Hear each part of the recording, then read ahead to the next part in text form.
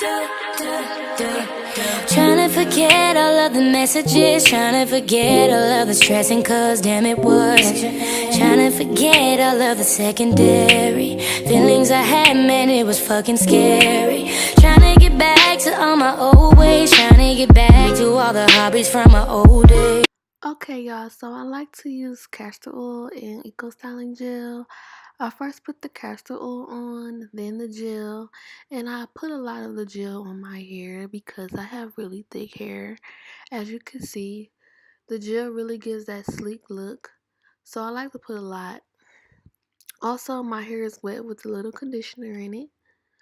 Putting my hair in a really tight ponytail is also key. I then like to go in with a little more gel to secure those flyaways and to really secure my ponytail just to make sure it's really sleek. And last, I'll take my toothbrush. Yes, honey, you need your toothbrush, sis. So you take your toothbrush and you just make small swoops around your edges, your baby hairs. Just swoop them around however you like them. And that's really it. Thanks for watching. Peace.